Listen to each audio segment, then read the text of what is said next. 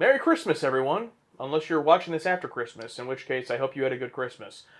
We did not have time, unfortunately, with our schedule and our real life being pretty busy this year to do a dedicated Christmas special in that way.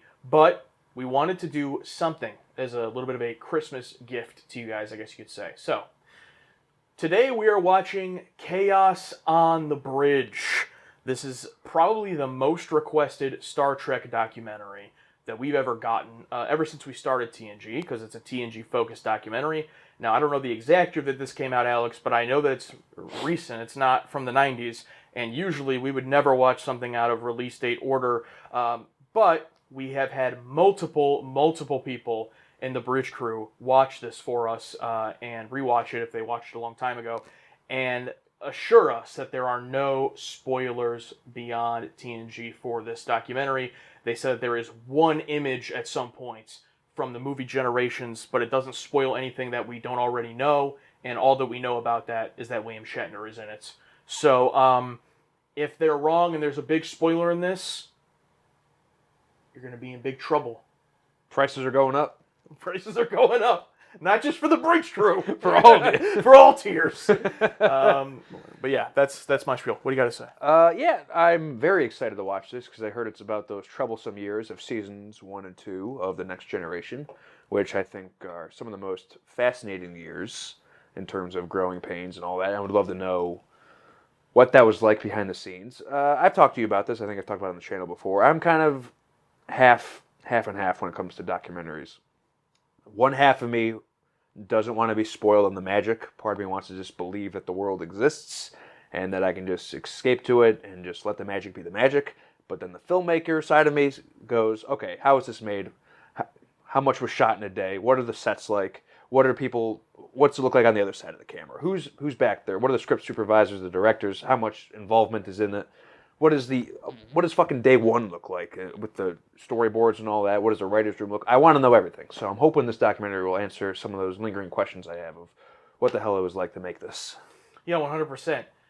And this is, going to be the first time we've ever done any type of, that kind of look for TNG. We've done bloopers before, right? We've done bloopers, An extended of Measure of a Man? Extended Measure of a Man, but in terms of, I'm hoping there's interviews in here. I'm hoping there's, things like that. The only documentary we've reacted to was the 25th anniversary special, and that was essentially just a glorified commercial for Star Trek 6. So I hope this one is a good time, and we're watching this on Amazon Prime. So that is where we are watching it.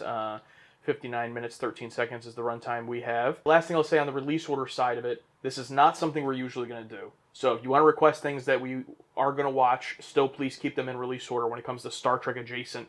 Like I know people have recommended, Star Trek episodes of Futurama and The Simpsons and all these things, and even those, we would want to be safe and wait until the release time of them. The reason this is an exception beyond the Bridge crew already okaying it is that we just finished TNG, and in terms of it making sense to watch this is probably the last time it would make sense unless we did pure release date. And so I think it makes more sense to watch this kind of documentary now than in 6 years or whatever when we reach the 2010s or whatever. So yeah, I think now's a good time.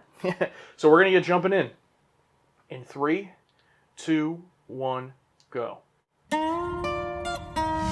An iconic television series is relaunched. Oh, narrator. Who could it be? When the one time the captions don't spoil it. Yeah. I'm also interested in who made this. Because, Paramount didn't. Yeah. Gene's ideas about the future and about man are wacky doodle. Red alert! Shields up!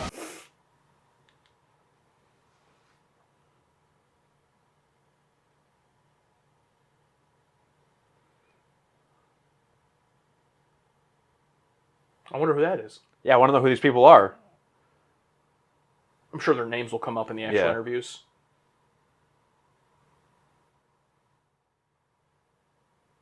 Who's the heir apparent?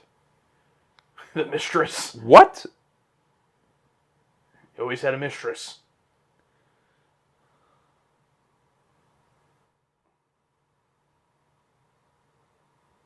Oh, it's your guy. I heard Stephen Bear with the blue goatee.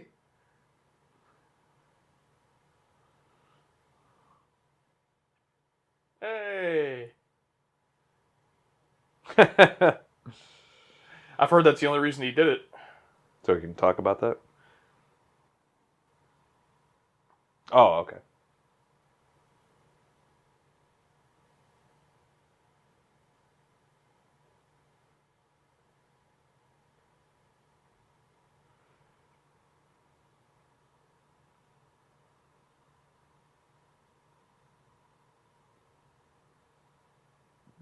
Did you, Will?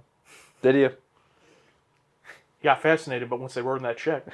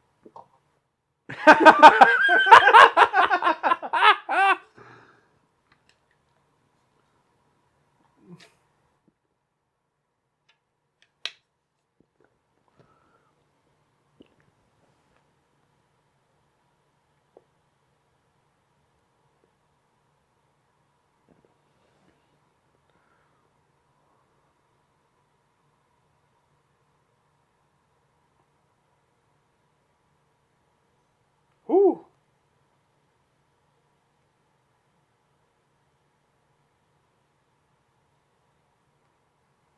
Hey! Oh! Mistress DC Fontana. Okay, wrote her on on TOS. Oh, wow.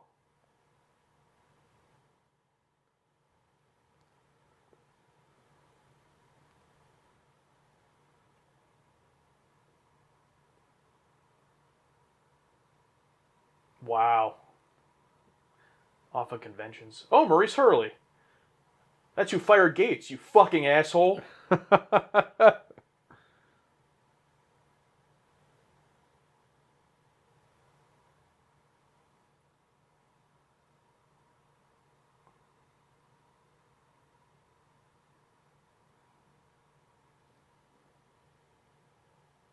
Rick Berman.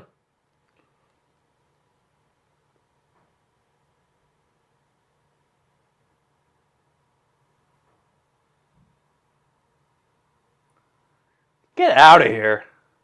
I think they mean financially. Oh, okay.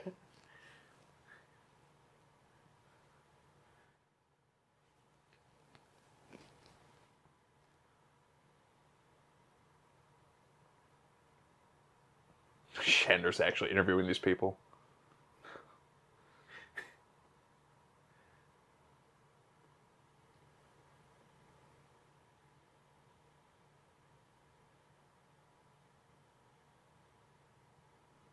Damn. Jesus. Rip.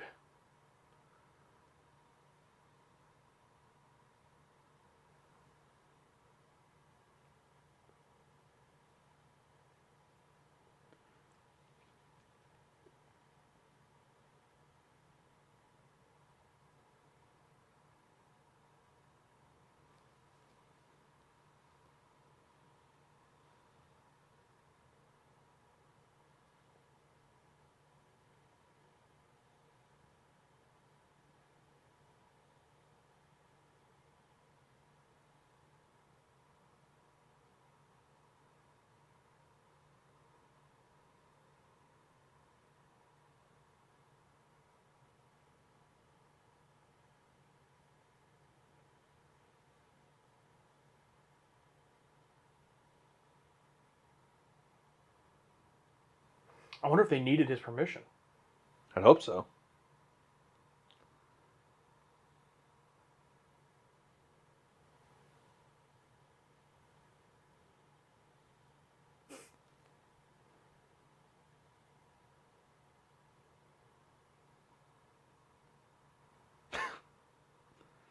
Guy getting his own entrance music.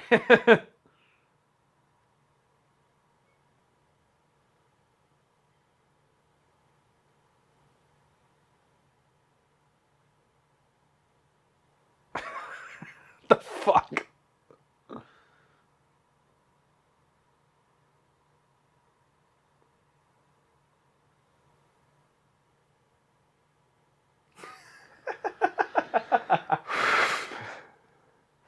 He is a lawyer. Yeah. That's kind of their job, to be a Yeah. bad guy.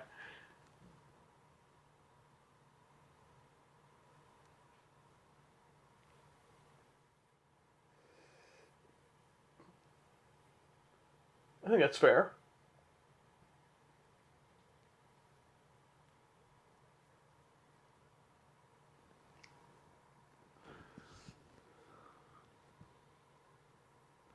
Ah, young Gene.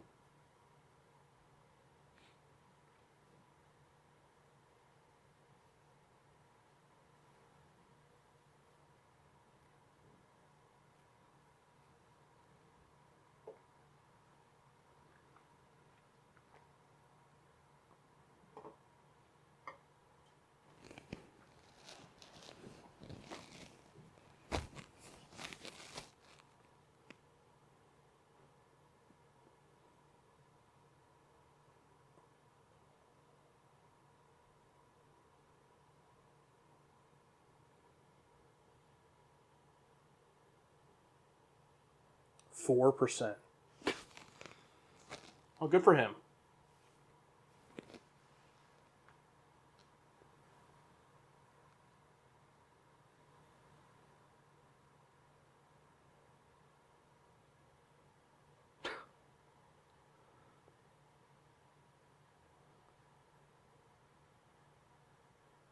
Oh.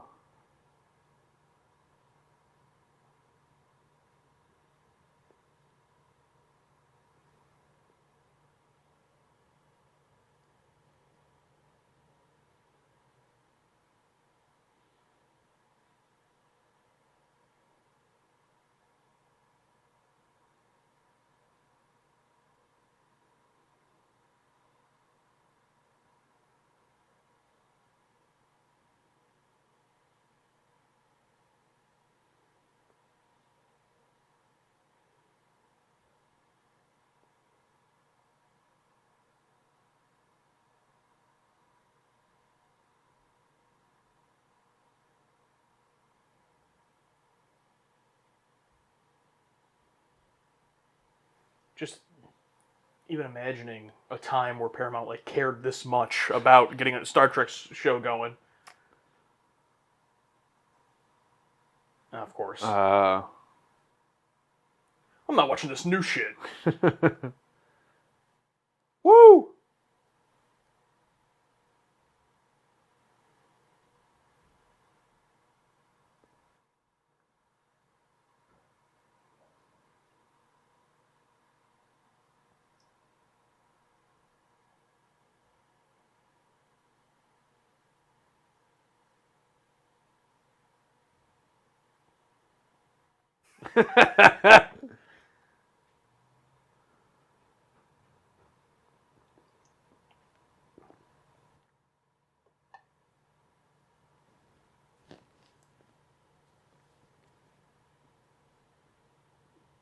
I never would have thought these two people even ever spoke to each other. Q and Captain Kirk. Oh my god.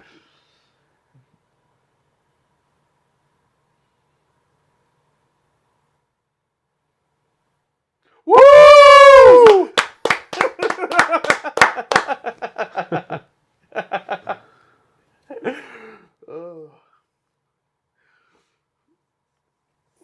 Applauding at a video at a white person activity.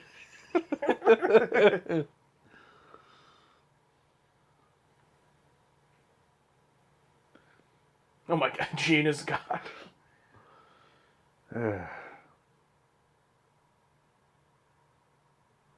I would have.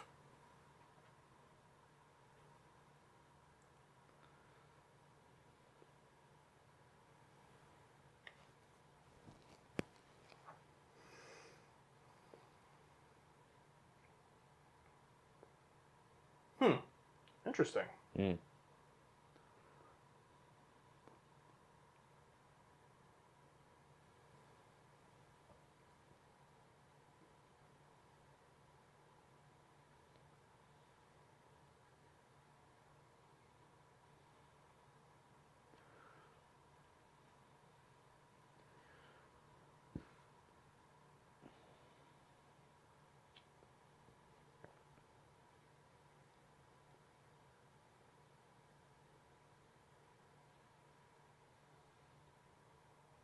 David Livingston, hey!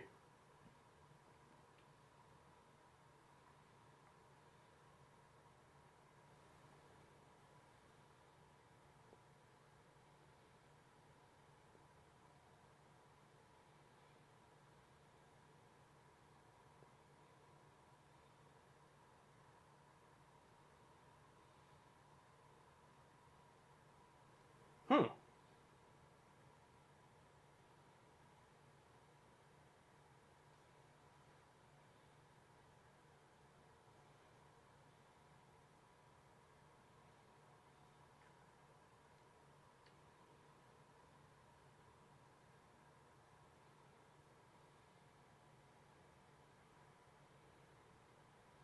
God.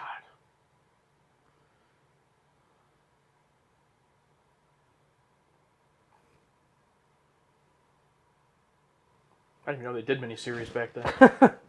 Well, I guess it, 1990. Yeah, 1990, yeah. Just imagine a 2-episode Star Trek series.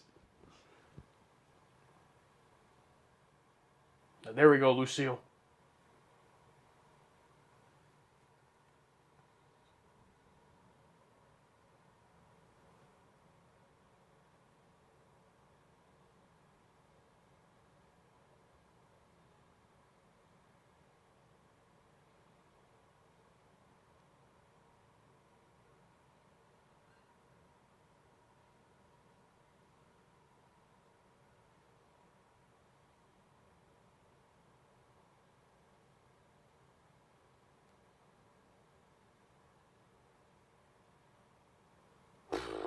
That's crazy.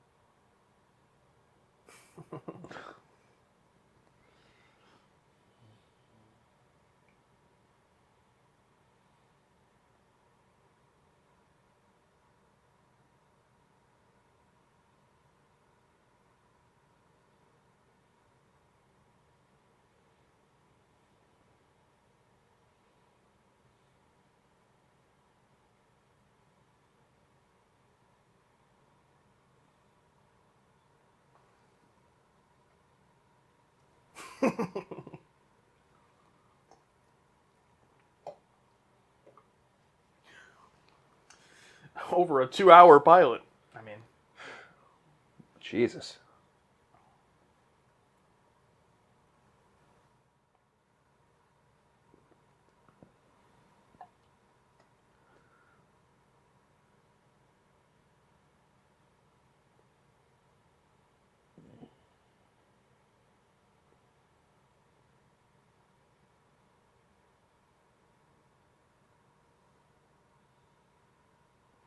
yep.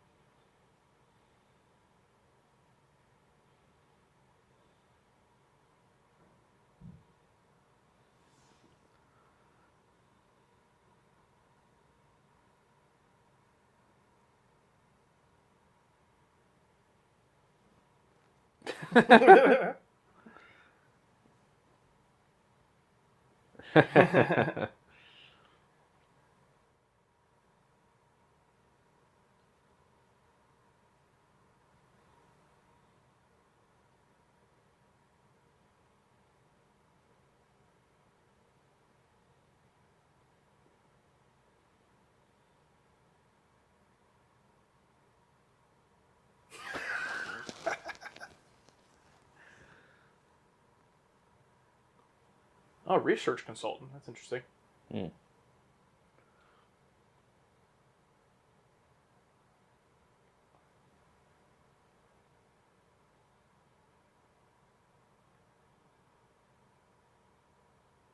I mean,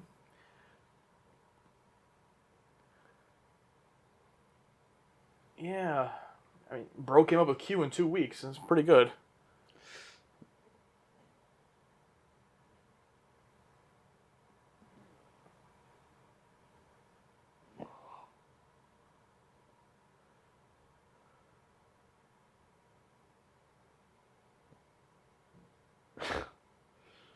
Needless to say, you never saw this. I made lunch with the guild. Guild on it.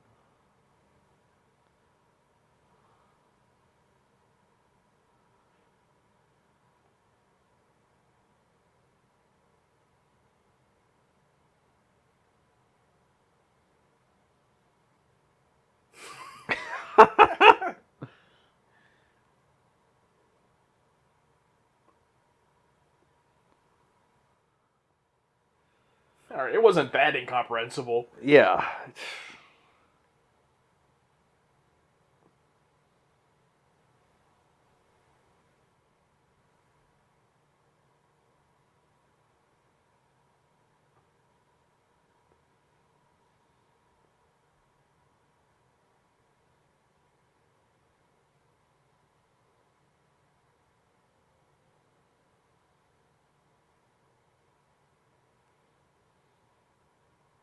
Wow.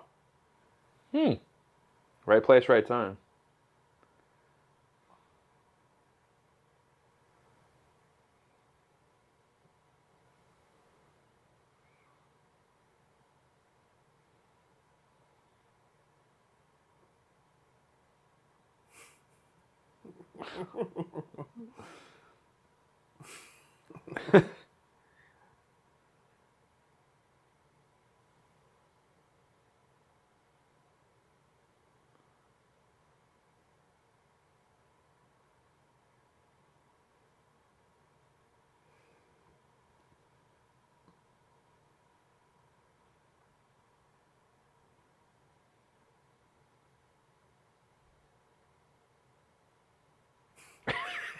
just, Just no reaction. Just old Bill just sitting there. Oh, Mitch Ryan? Oh, yeah, okay.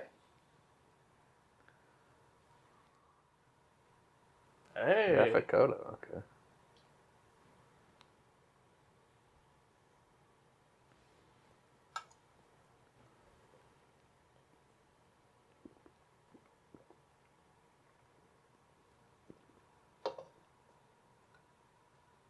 Oh my gosh. Oh. No. Oh. What? Imagine he wore a wig the whole show. He just. Oh.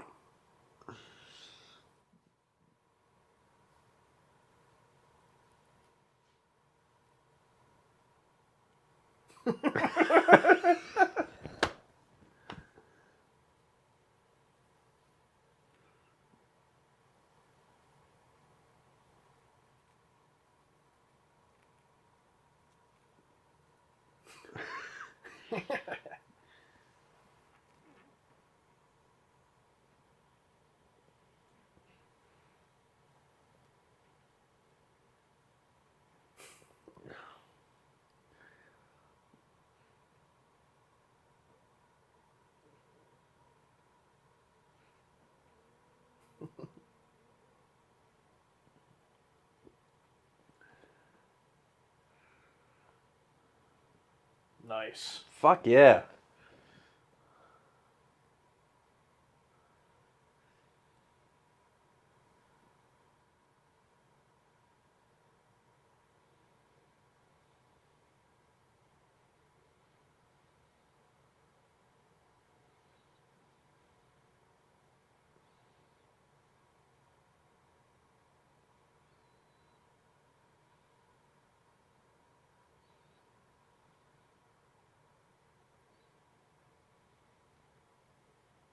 Interesting.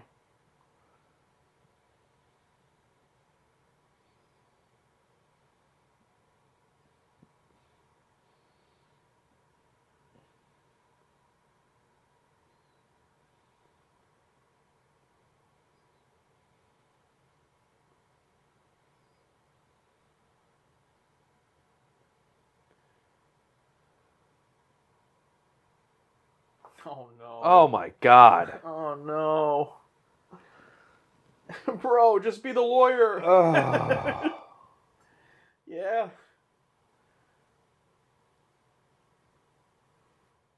Oh. What? What? They're computers.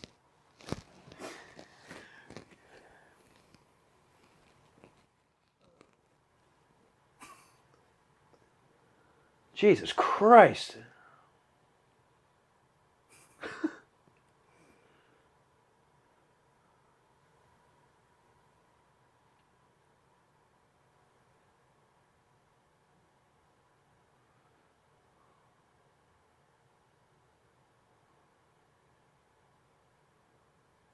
Uh,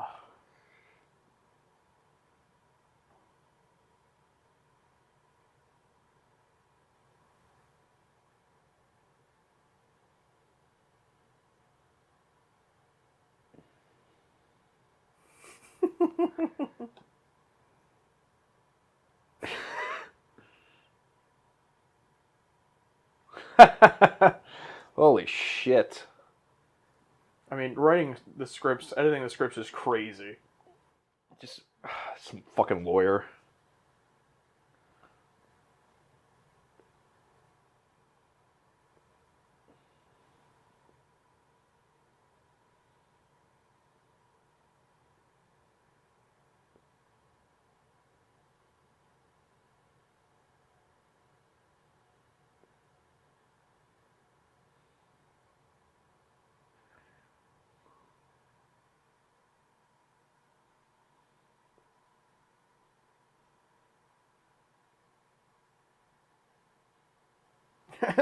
Hey! Oh shit.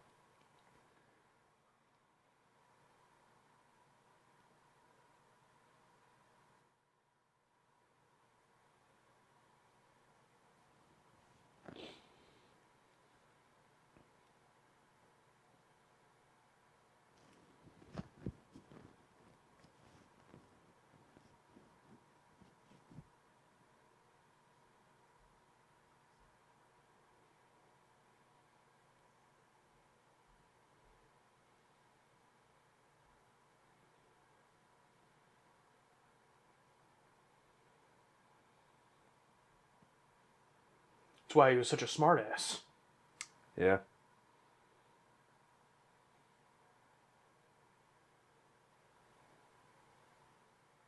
Really?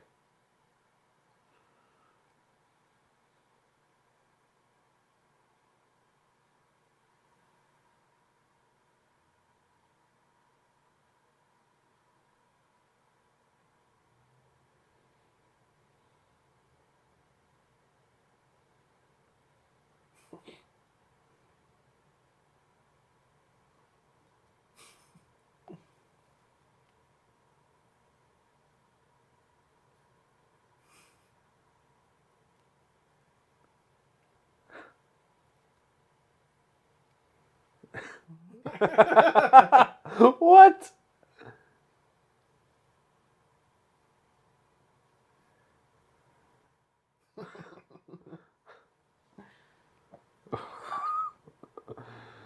Oh, this is crazy.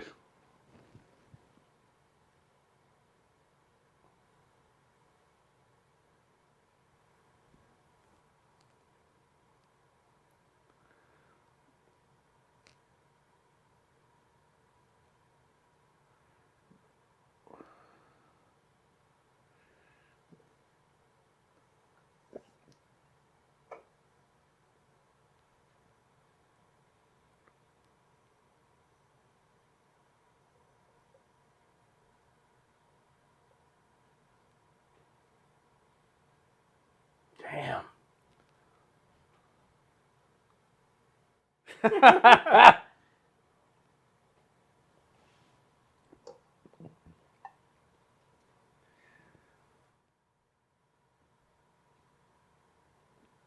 The auto pen.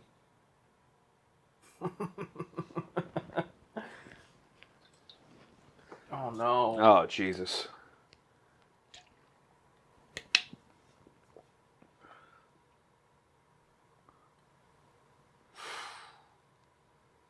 I remember that name. Thought it was a woman.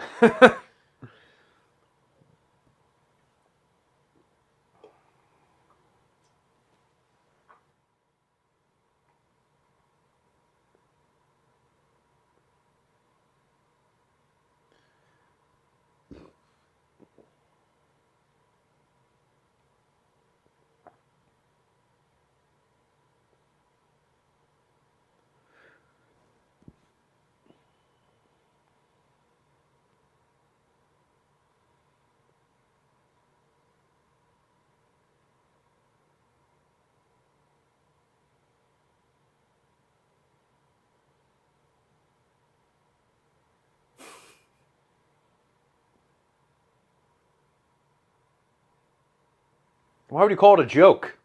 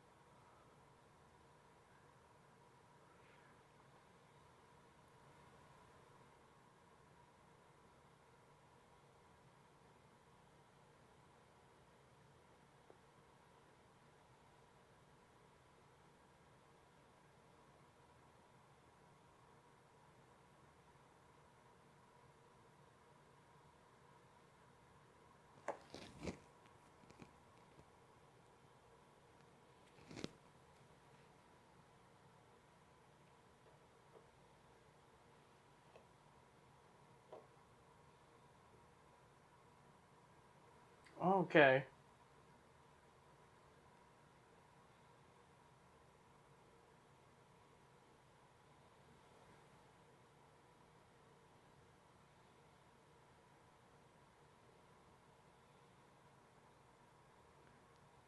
So it was specific to Next Generation. That's why TOS doesn't feel like that. That makes sense. Okay.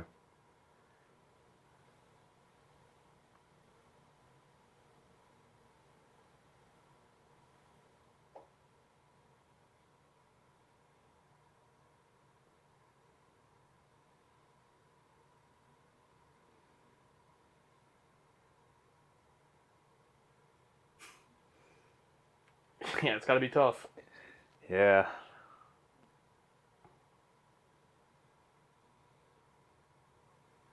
Ooh, what Snodgrass?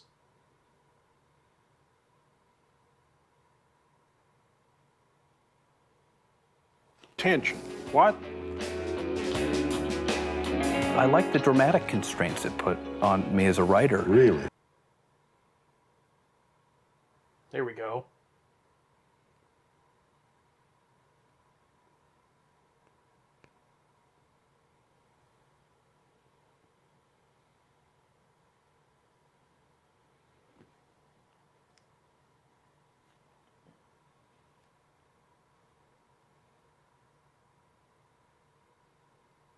Dude, based.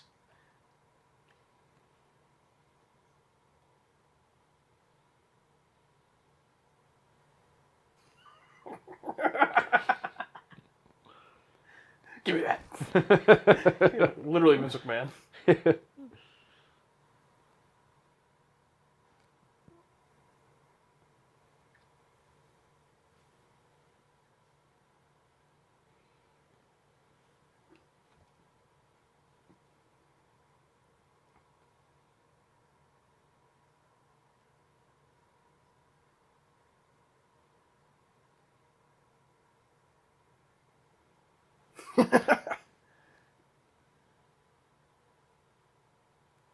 What?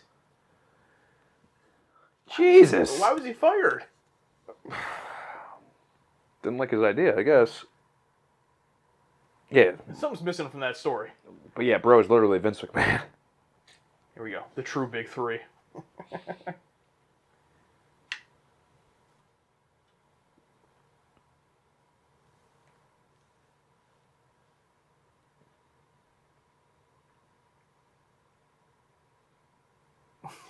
Oh no.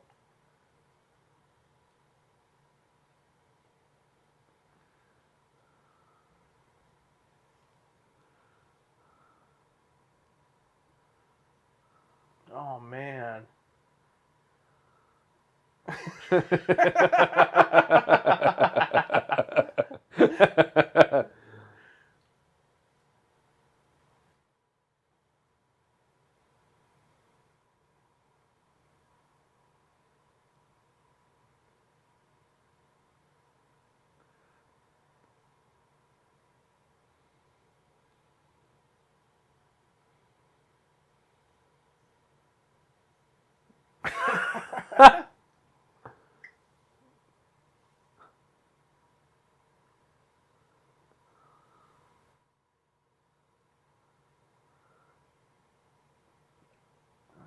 No wonder she wanted to leave. Yeah.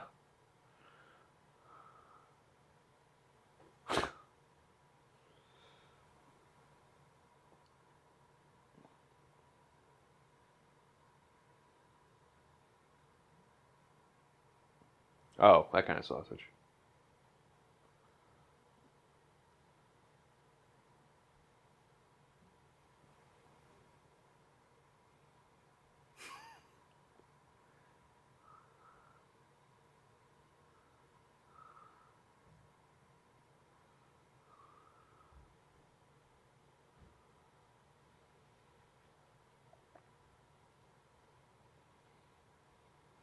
Yeah, why not just keep it at least? Yeah.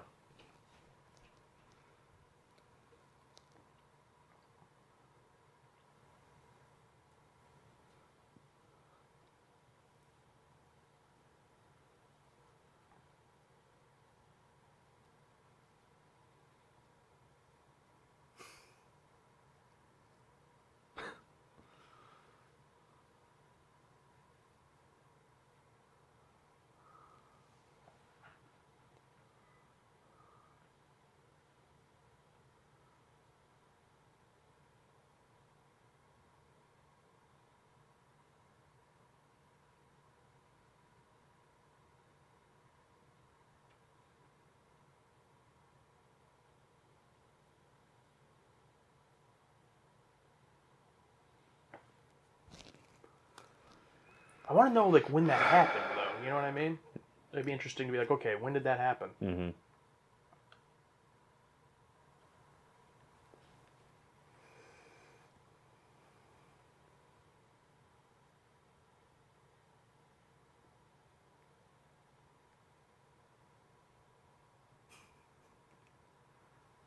Jesus.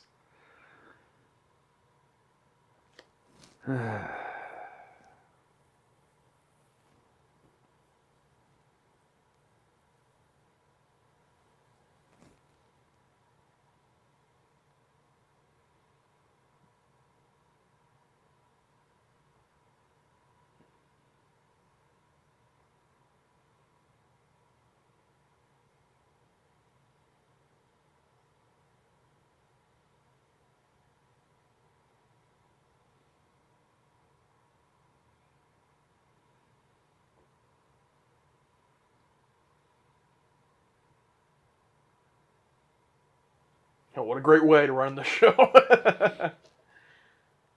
Woo! Yeah, here we go. Yeah, get into specific episodes.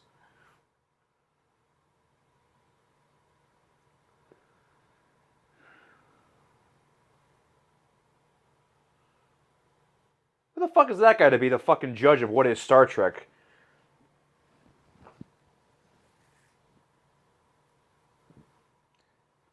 Yeah, I've only written cop shows. This isn't Star Trek. Get the fuck out of here.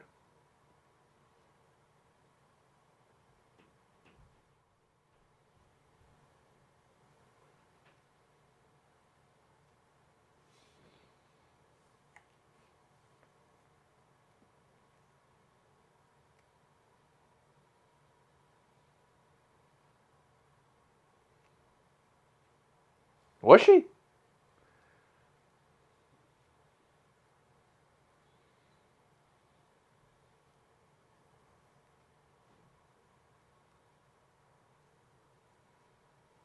Oh, just up on the bridge. Oh.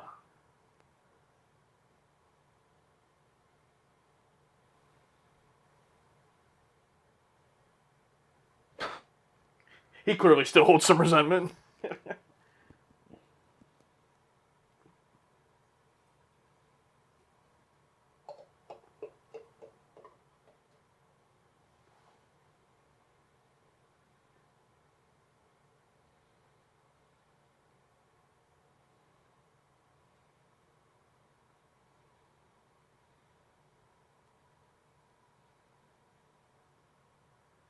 Bro, you were literally the one rejecting the scripts.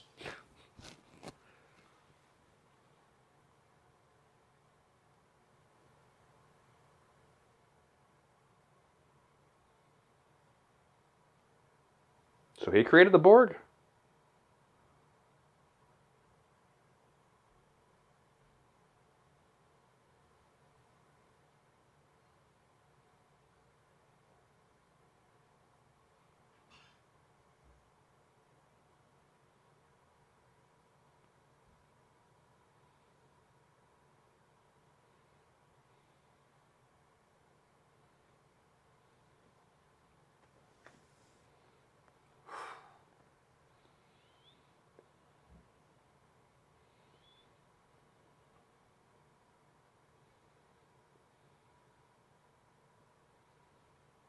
Oh man.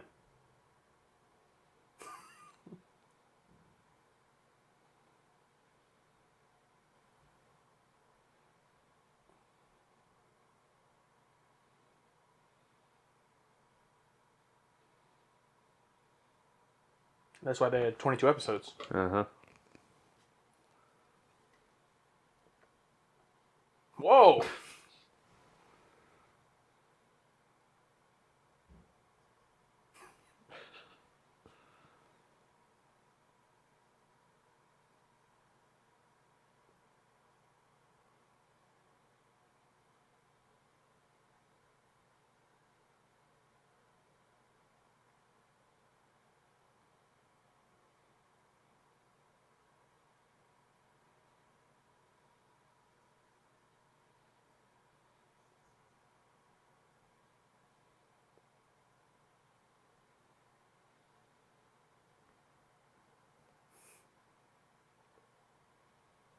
Straight to jail.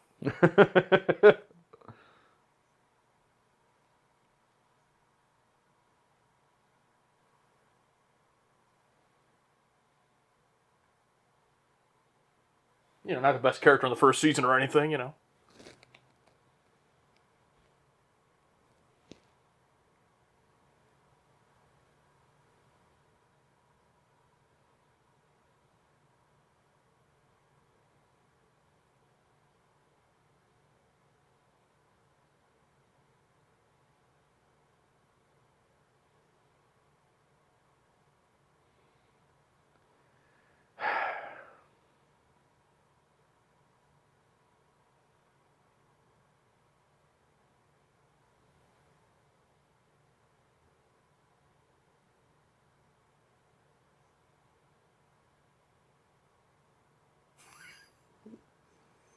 Really?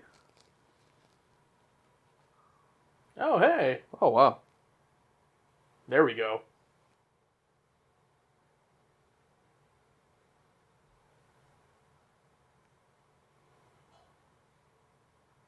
Bill, I'm sorry. When we what? Who are you? Yeah, he has no fucking memory.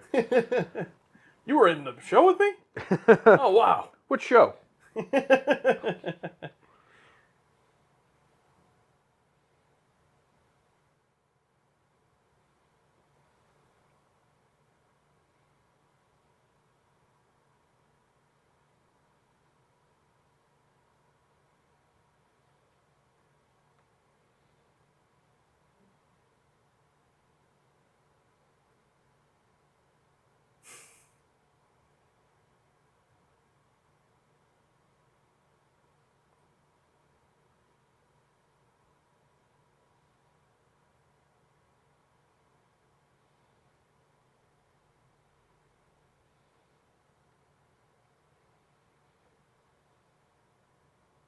All right, he had the self-awareness to admit it. Okay.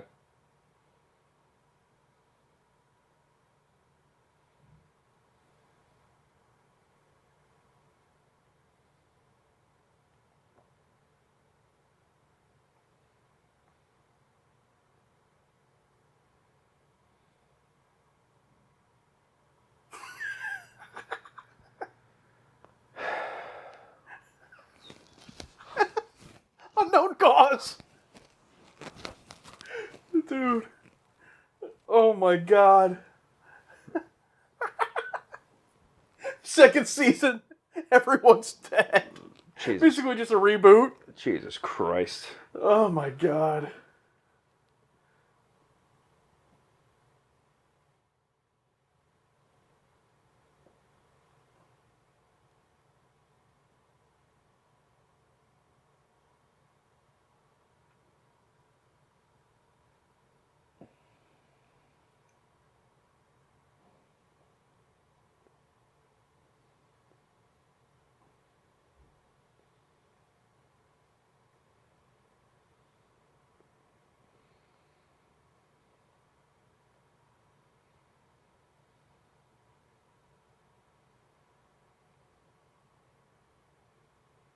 You're strong arm.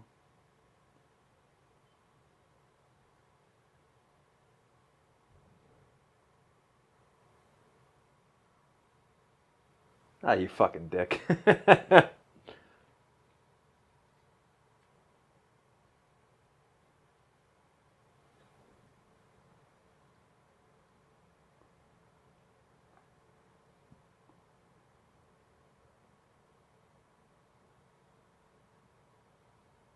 Wow.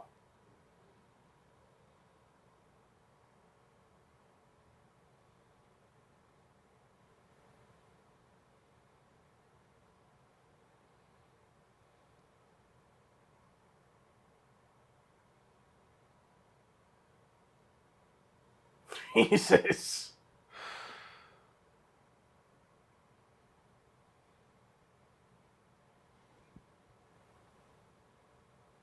Oh.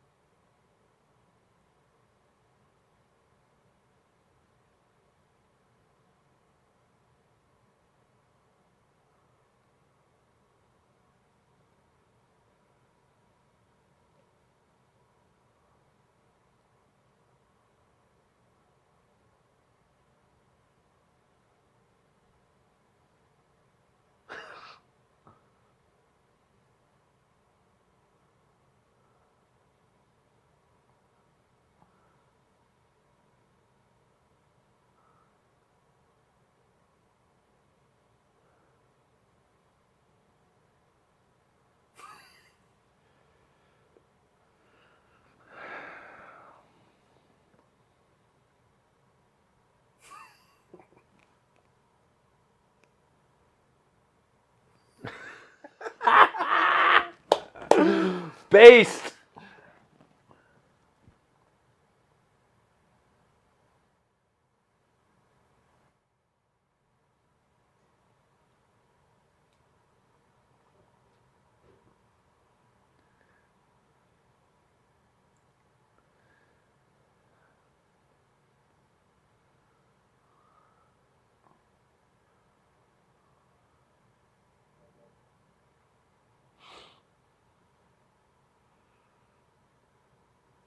Nice. I love that Patrick Stewart, of all people, is the one trying to take it seriously. Yeah, I wouldn't expect that.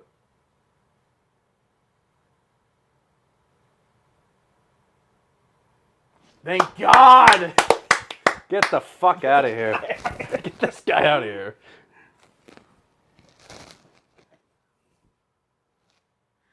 Funny how it got good after that. Yeah, amazing how it became one of the best shows of all time after you left. Who would have thought?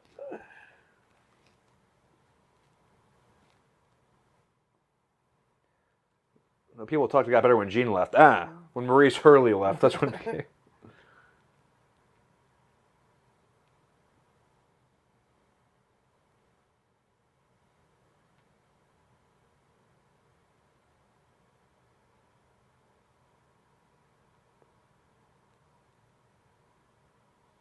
True.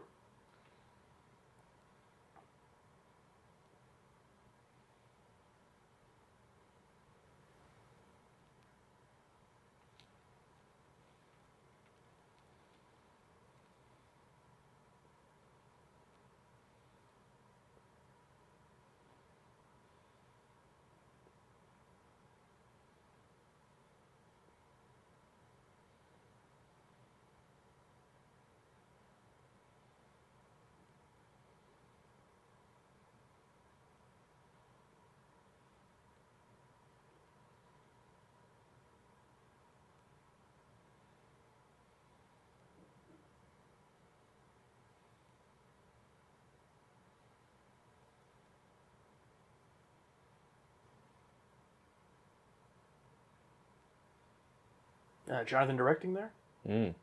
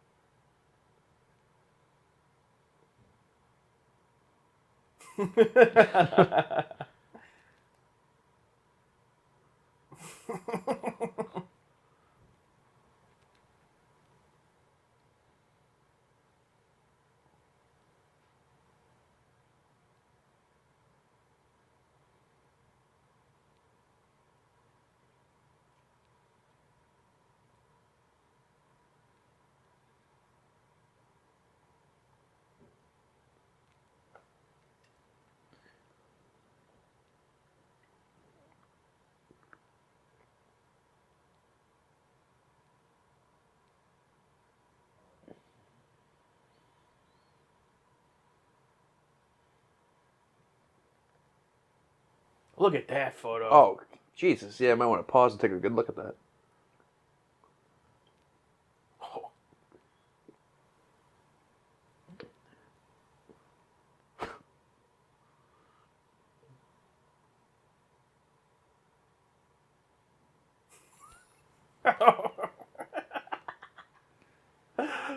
Oh, here we fucking go. Hey, that idea was good, though.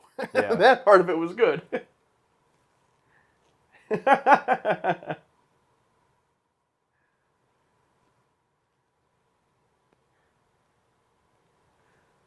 don't think he said away.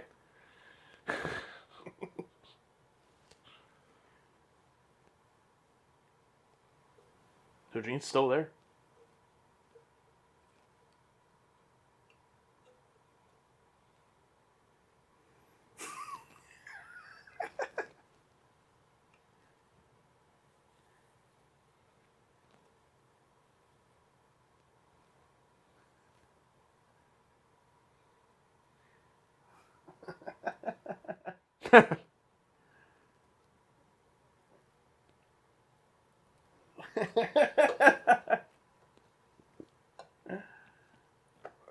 I can't believe there's an entire section of this documentary on fucking Captain's Holiday. So we did that, and then we ruined the episode in the second half. Then Maurice came back and finished the...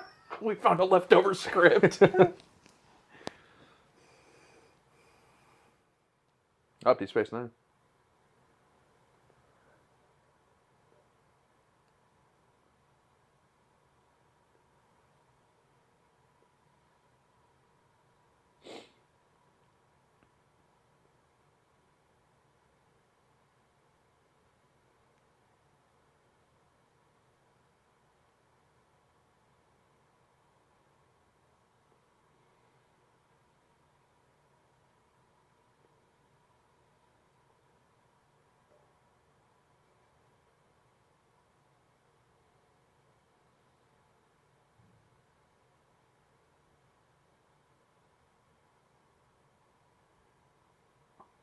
The Offspring.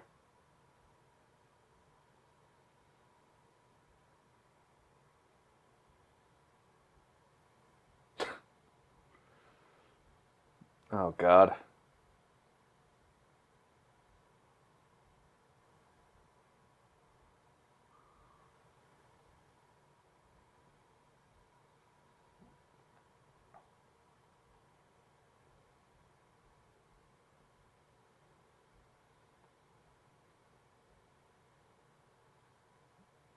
No. No, you didn't.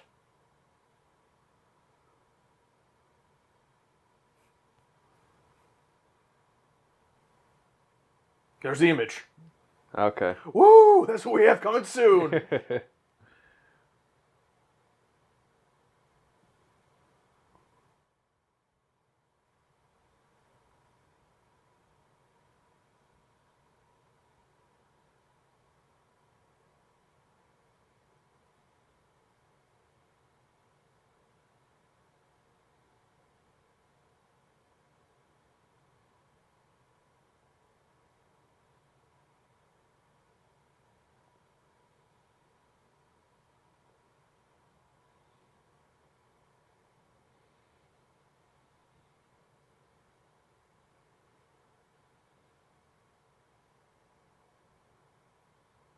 That's true.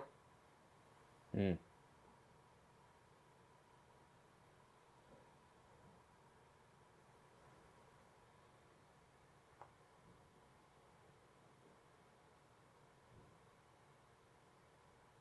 Instead of just giving him a headache.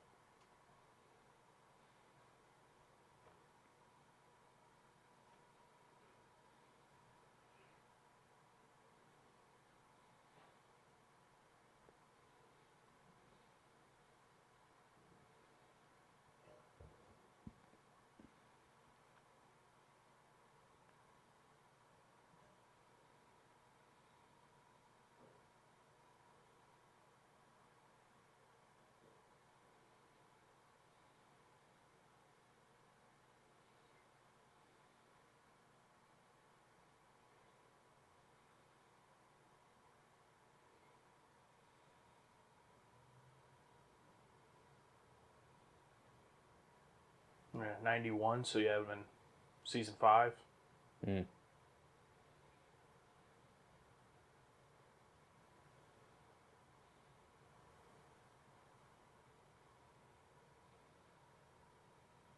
Hey, Hey, animated series. On All the right. animated series.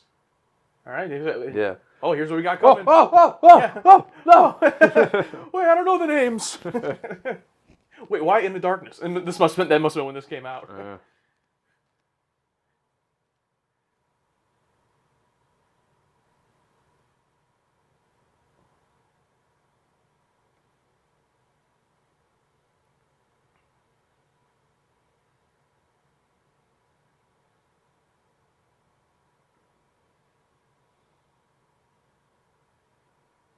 Babyface freaks.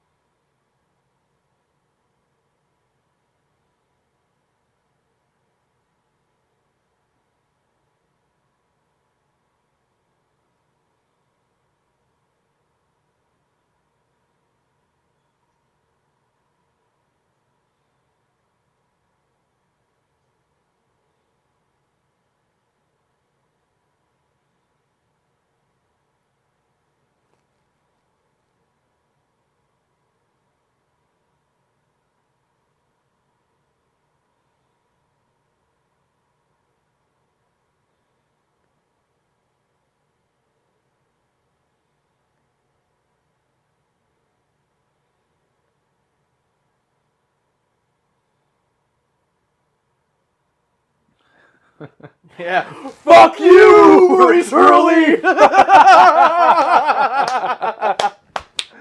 Oh, getting one last fuck you from Shatner. Even Shatner, who said he admired him. Oh, wow. Written and directed. Whoa, okay, wait a minute. Wait, okay. How do you write a documentary? Here, say this to my questions. Wow. Okay. Wow, that was not quite what I expected. I can't believe it's over. I just want more now. It's like, okay, great. Now can we go into, like, I feel like a very good overview of what it was like. I mean, we got some more details of how insufferable this Maurice Hurley guy was and Gene's lawyer. It made it seem like, yes, Gene was a problem, but these other two fucks were a big part of that problem as well. So take some of that blame off of Roddenberry for the way season 1 and 2 were. But Yeah, can I just say, dude, I mean, I come away from so many things being like, this didn't need to be this long, or like when we watch something, that is an hour and a half, and I'll be like, I'm glad it was an hour and a half, because if it had stretched out, but this one, man, it's like I could have watched 2 hours, or better yet, I could have watched an hour long of each season, like a mini series of the 7 seasons of each one, because it's just so fascinating to me. I will say, I don't want to say it's unfortunate, it just is what it is, but like a lot of the little tidbits and stories, like of course I have heard just through our journey, through our comments and those types of things, but to hear it from them, and the way they put it and things like that was really great. And, going into it, I expected there to be a little bit more in terms of the interviews with the actors, but I'm actually so appreciative that it was mostly interviews with the people behind the camera because we never get to see them like talk or anything. I mean, I'm sure you could look up their interviews, but like, for example, Brandon Braga, like, first of all, it said his date was like 1993 to 94. Was he only a writer on the last 2 seasons? I didn't know that. But also, like, I didn't have anything against him or anything like that. I just thought, oh, he's the weird sci-fi guy, later in the show. But, like, damn, respect gained for everything he said in his interview. And he came in later in TNG, so he didn't even have to deal, maybe that's why he feels that way, because he didn't have to deal with the first 2 seasons. But, in my opinion, yeah, is Gene's idea, like, the best or whatever? Like, probably not necessarily. Like, I agree, obviously, with the things they're saying. Like, it's hard to write for perfect people. I mean, we've talked about all that. But, for him to be like, okay, Brandon Braga was like, all right, well, that was his vision. Like, either come here and write in that or don't. Don't, like, come in and try to change it. And I totally respect that, kind of opinion of, like, you don't have to like it, then don't write for the show. Totally respectable. Yeah, this is the way the game is now. It might not be like that later, but I'm here to work, and I'm just going to do what I can. And to enjoy the challenge, I thought, like, oh, that's kind of based. Where I'm like, okay, this isn't ideal to have characters with no interpersonal drama, but I'm still going to try to write something. Yeah, I would love to be able to try to find a way to make it work. Yeah. Rather than fucking, as the one person said, I don't remember who it was like, oh, we all went around each other's offices, like, I can't write like this. It's like, I'm sorry, I respect these people, but it's like, shut the fuck up. It's like, you're going to need to write for a fucking Star Trek show, you know what I mean? It's like, I get it at that time, they didn't see it that way, because it was like, oh, this shitty Star Trek reboot's going to get canceled. Yeah. But it's like, come on. It's like, you're getting this opportunity, I would kill for that, you know what I mean? So it's like, fucking do it the way you need to do it. But obviously, I do agree it's good that it changed eventually. Yeah, and like you said, it's so nice to have a face and a voice to some of these people we've been talking about. And even Ira Stephen Bear, who I thought, oh, this guy is probably insufferable, but he seemed like pretty with it. Seemed yeah, because you judged him off of purely. I judged him purely off of his IMDb picture, Captain's Holiday, his IMDb image, and the DS9 season finale. Yeah, but also Ronald Moore, just completely based. But watching this, God, I just want to see William Shatner just interview the cast. I was.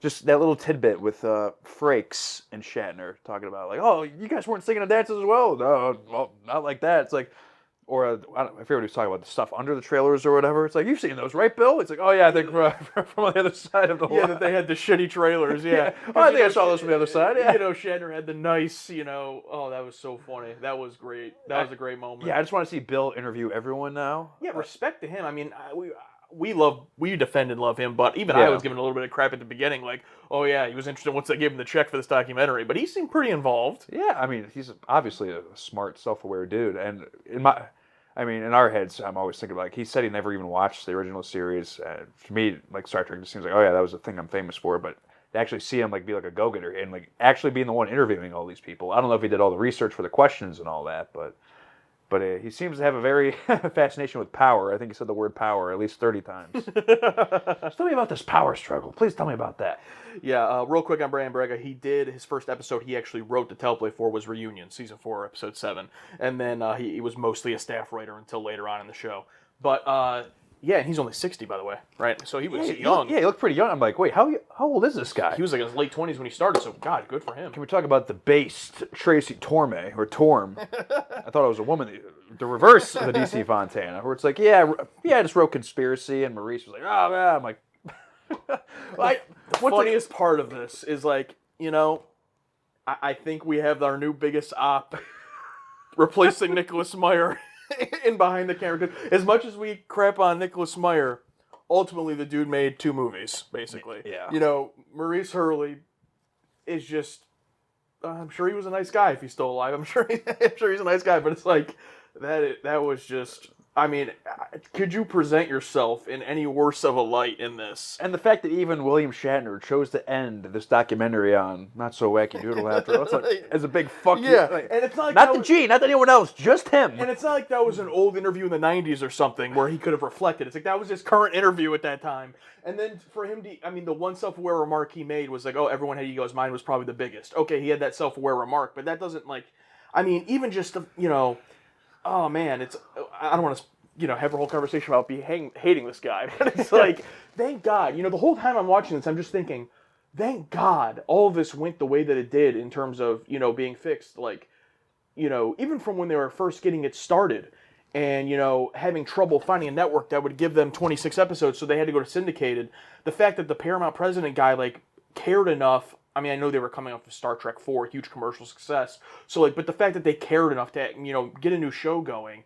I mean, and then for all of that chaos to ensue, and then to still be able to make it through, get it to the third season, and have things be great. I mean, it's just things could have been so bad. Imagine if Patrick Stewart had left. Imagine if Gates didn't come back. It's just so many things could have gone wrong. Of course, we live in this timeline, so it's maybe there are different timelines where things could have actually ended up better. I don't know, but it just seems like this is the best possible outcome. Yeah, it's thank God it worked. Yeah, maybe there was one where Denise Crosby didn't leave. Surprised, no Brent Spiner, no LeVar Burton interviews. Yeah. Once again, I would just love to see their perspective, what it was like on set, and just hearing that Patrick was the one taking it so seriously and not having fun, getting upset at other cast members, similar to Michael Richards on the Seinfeld. Was he like that? I heard he was very serious. Yeah, despite Ironic, despite being the goofiest one. Yeah, that was one of the things I had heard before, just in comments. But what I have heard though is that he did eventually also come around. Toward by the end of the show, they were all joking around. But at the start, he was the one serious one because he was the theatrical. He was a theater actor. Yeah, the very serious. Yeah. Oh man, and also just fucking. I would love to see if there's footage anywhere of this news reporter in this TNG uniform doing a report and just hearing "fuck this" from Patrick Stewart in the background. Oh yeah, that was hilarious. You talked about wishing there was more actor stuff in here. The one that I felt was unfortunately missing, I would have really liked to hear from, is Marina Sirtis, because from what I've heard, she was very close with Gene and Majel and even lived with them, and was kind of considered them like her parents in a way. It would have been nice to get her perspective of this. Yeah. How about this whole mistress debacle? I mean, I've heard that he was not the most loyal husband. I mean, he's a Hollywood guy, but it is what it is. Yeah, just to fucking put it out in text in this documentary, mistress, and then just basically, with the innuendo of, with the pictures, and then you might as well just photoshopped a stain, a white stain on her dress. Jesus. Good. Yeah. I mean, the way they were, presented, that's great. I wonder how she felt about that. And William Shatner, okay, just so you know, we're gonna put associate producer and then mistress. Excuse me. And I hadn't heard of her before, so that's interesting. Yeah. But, I mean, why would I hear of his secretary, I guess? But, yeah, just the way it all goes down. I mean, I'm so fascinated by, as much as it sucks to be a part of, I'm sure, but the whole, politics and everything of what's going on back, this show is literally being created week to week, and these episodes are being made, and that's already enough of a headache and, stress. And then there's all of this, shit going on, just, in the office, that, the actors, for the most part, probably don't even know about or anything. Yeah. And, it's just so fascinating to me. I would have liked, if this had been longer, I would have liked more just drilled down, into when they were talking about, for example, all the stuff during the first season. Until Conspiracy, and Encounter at Farpoint, they didn't name any episodes by name. They didn't go into any of them. They made comments about things that happened, like how they, when Gene and Majel left on their trip, and it's okay, well, when did that happen? I'm assuming the end of the season. But I'm well, it'd be interesting to know when that exactly happened. And then also, I thought going into this was only solely based on the first two seasons. The second season kind of just got just brushed over mostly. And then the only episode in season 3 that they focused on was Captain's Holiday, and then obviously Best of Both Worlds makes sense. So no focus on season 3 really, but it's it is covered. That's why it would have been nice for it to be a little bit longer. Also, it's right there. I know it's not a fan favorite episode, but Ronald Moore's right there. They're talking about how it became better in the third season. You can't talk about the bonding. I don't expect them all to be blowing it. No one treats that as Best of Both Worlds, but it's you couldn't at least be the first episode I came on and did was the bonding, and just talk about it. That would have been interesting. Talk about your first one at least. Yeah, or how you got. Yeah. Instead, they had Ira talk about Captain's Holiday, probably because there was the funny story with Patrick Stewart. So it's I get it. This is one of those situations where I want this to be a 10 episode or even more. I want to know everything that fucking happened. I want to see the way they do documentaries now of some things. I don't know, especially the WWE. They always have documentary crews rolling in the back, at all times, because they're always making something. Yeah. And I wish they did that for this show, because I want to see, similar to Data's Day, I want to see an entire day. I want to see the entire 16-hour day. I mean, obviously not in real time, but cut up. Cut down. Yeah. I want to see what these days. I want to see what the mornings look like. I want to see the actors go over the scripts. I want to see the makeup rehearsals. I want to see the fucking directors coming on and mark the points. Okay, Patrick, you're gonna hit this mark here. Gates is gonna come here. This point, to see the amount of scenes that are on the bridge in one episode. I'd love to see just how that fucking looks, and just how are they putting X's on the floor. I want to see an entire, I want to see everything. Yeah. But and this was such a tease. And this was really good, but it was like yeah. it was too much time, too much of a time span, not enough time to really sit down and savor and like what was it fucking like. The biggest benefit of it being that it covered all that and being so like that it didn't drill down is that this was one of the fastest paced documentaries I think I've ever watched. And you know, I watch a fair share of documentaries, you know, and I think the biggest downfall of a lot of them is when they get too in the weeds, but of stuff that's not interesting. Like when a documentary would be like, okay, now we're going to bring in this person, and then it'll be 10 minutes about this person's background before they even get into what it is. Like, that didn't do this at all, and I wouldn't want it to do that, but it was just so fast-paced that I was entertained thoroughly the whole time, but like half an hour in, I'm like, oh no, this is going to end. I'm like, it's too short, you know, and I'm like, I need more, I need more. Yeah. So I'm sure it's out there. I'm sure there's more documentaries and stuff out there we can watch, but I mean, hope so. we've been, you know, talking about and playing around with this whole idea of this, you know, show we want to do that's more focused on the background of Star Trek, and I think this was like more than ever an inspiration to do that even more, to have the opportunity to dig into that ourselves, but also to hopefully eventually one day also get to talk to these people, because it's like, yeah, hopefully there's an interview with Ronald Moore somewhere out there where he talks about that, but I don't know, even if there is, who knows if I'm even safe to watch it, because he probably talks about shit that we haven't seen, you know, so it's like, if I could have the opportunity somehow to eventually get to that point to talk to these people, that would be a fucking dream, you know, and it's like, I understand that talking to William Shatner and Patrick Stewart is like probably not going to happen, but you know, there's so many people that worked on this. Like, all the people in this documentary would be incredible to talk to that are, you know, the ones that are still alive, you know, except for Maurice Earley. But the rest of them, it's like, I would love to talk to any of them, to just ask them these type of questions that realistically they probably don't get asked really at all, or, you know, or all the time. So, Yeah, some of these people must have some free time, right? to be able to talk to. like, hey, these two idiots are really interested in this stuff that you don't get asked. You know, it's like, god damn, it's so interesting. Yeah, this is, and I agree. Around the third quarter, the last third, I started going, oh no, it's gonna end. Yeah. But and we just barely scratched the surface in terms of stuff I really want to get deep into.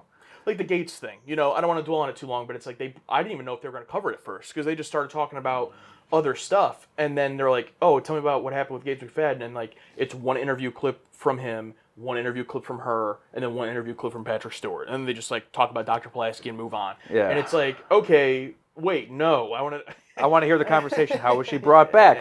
Yeah. And What made you come back? Like, what were you doing in that time? You know, what was the show? I mean, Patrick talked about it a little bit. Obviously, he said he loved Gates McFadden. He never experienced that. But it's like, what was that like without her? You know, and then what was it like? I mean, they talked a little bit about what it was like with Pulaski, but it was really just Patrick Stewart. You know, so yeah, just, what did the writers feel about writing for Pulaski versus, you know? yeah, versus Crusher. Yeah, I mean, it's just, there's so much meat on the bone that I'm just so interested in. But overall, I got to say, this was a huge surprise for me.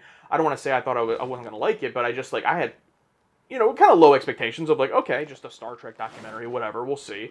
And this was really, really entertaining. So whoever was behind putting this together, congratulations. That was awesome. Only complaint is that I wished it was longer, is that I wish there was more. The best complaint you can fucking have is I want more. So I want more of this. Yeah, it was wonderful. I just I watched the Springer documentary, and that same thing. That was only 2 episodes, and like we could have. There's so much meat we can dive into here. How is this only 2 episodes? And that's how I felt with this. This could easily be a 10-part fucking miniseries. And the audience for Star Trek is there for the old stuff. I mean, try to do a 10-part miniseries on the making of Star Trek Discovery. I don't know if anyone's going to watch it. But Next Generation literally like changed the fucking game. The audience is there. The fucking Lego Enterprise just sold out. And my 2 biggest questions of watching this when it comes to that side of it is, one, like, can you imagine? I'm not trying to shit on the new stuff. I mean, we haven't even seen it. You know, I have no idea. Maybe I'll love some of it. But it's like, can you even imagine anyone at Paramount right now scrambling around, or any of them having these arguments or this much passion about fucking Star Trek Academy? Like, I guarantee no one gives a fuck. That's an oversimplification. I'm sure there are people making that show that care. But it's like, I'm sure, big level, I'm saying, like, you know, people who are making those decisions, like, it just comes off as like everything else in modern day, not just specific to Star Trek, but like, oh, okay, yeah, do that, here's this, and then, you know, whatever. And it's like, it just feels like back then things were just so scrappy. Like, you just had to like get by and do things, and it's like, just so fascinating. And then now they just haven't made anything good, you know, on TV in like 10 years. Not just Star Trek. Just like, Yeah, I mean, yeah, there's exceptions. There's Yeah, of good course things there's, out you there, know, but yeah. like back then, like I don't know.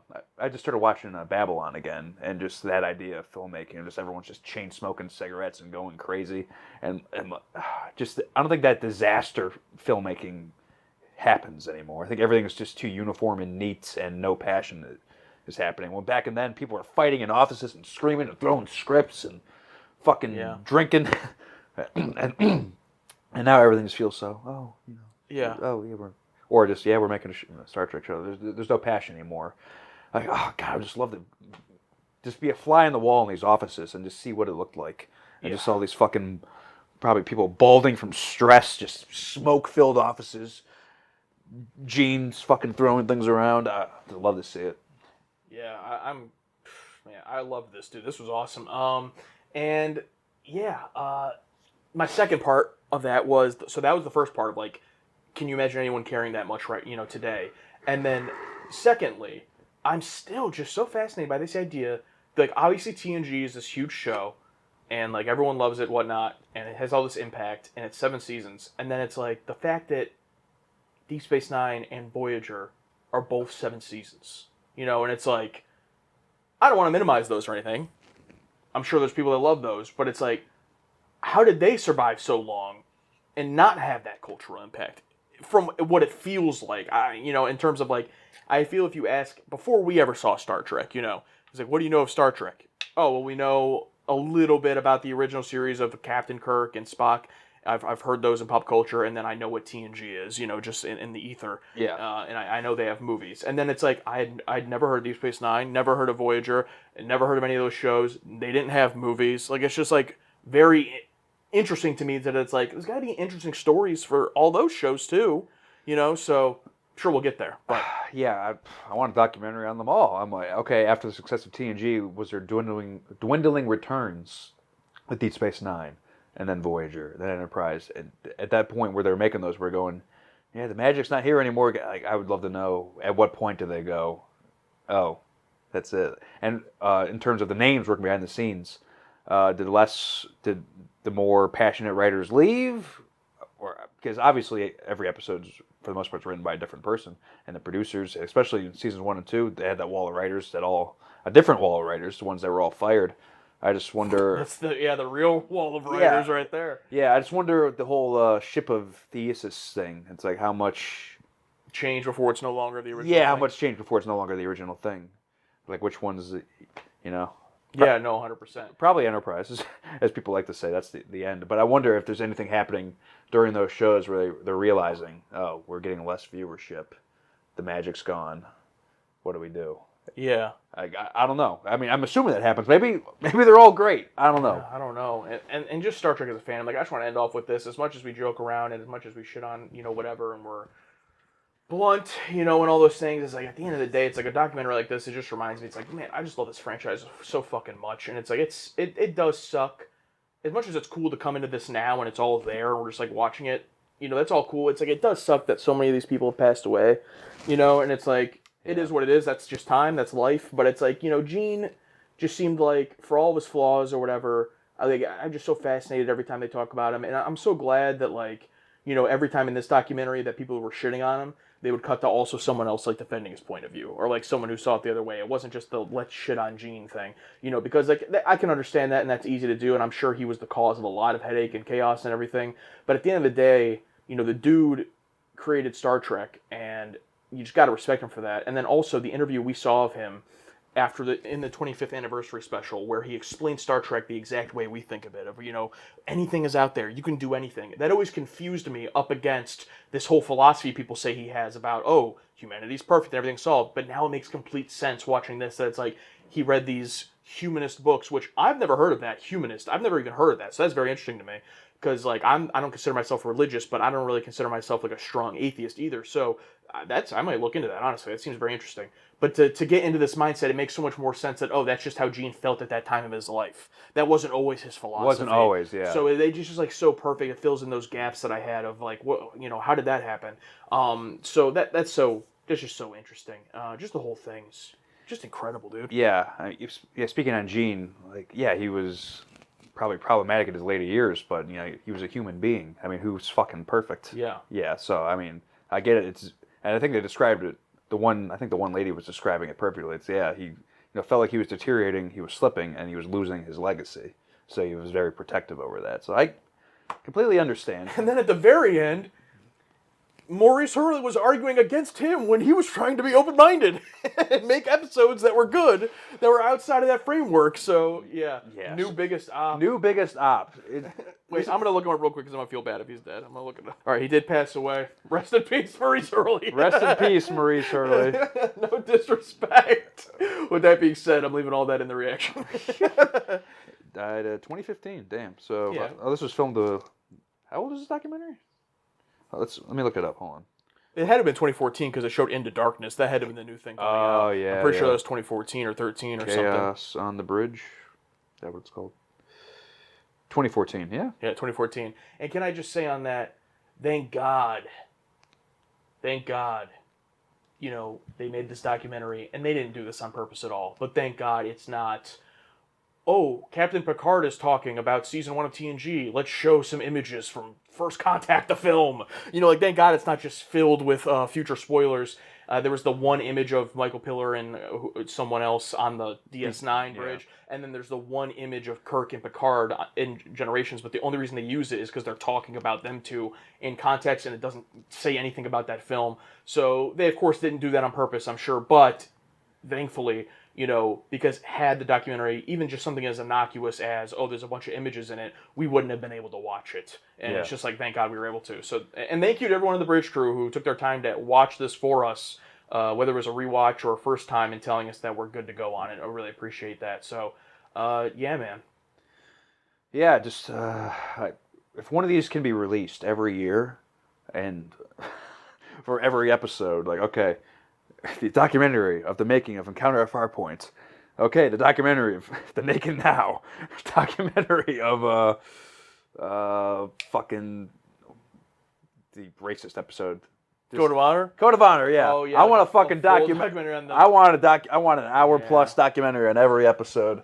I want interviews from everybody. I just want I want all the information on this.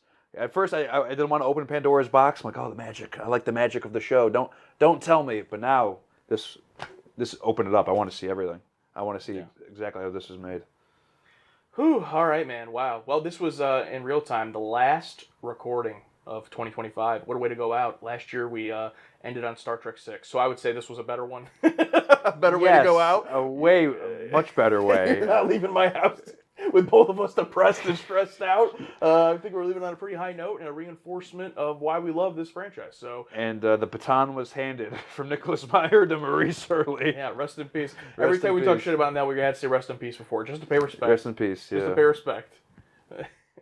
Just pay respect. Rest in peace. But, yeah, that's new biggest op. Oh, man, this documentary came out. He died a year later, I think. 2015, yeah. All right. She saw William Shatner basically telling him to go fuck himself. I can imagine him watching this documentary and just getting to the end. Oh, my God. That's fucking amazing. All right. We'll see you guys later. I was going to post this on Christmas on Patreon, so have a Merry Christmas. If it's after Christmas, I hope you had a good one. Have a good New Year. We'll see you with more Star Trek in early 2026, early January, basically right after the New Year. So it'll be coming soon. Thank you guys for lasting through this break and not canceling. If you did cancel and then came back, come on, man, L. But at least you're here, so thank you. They always come back. They always come back. But yeah, Merry Christmas, Happy Hanukkah, Happy everybody. And if you don't like Happy everybody, Happy shut the fuck up. That's a AVGN quota. I stole one of my favorites of his. Okay.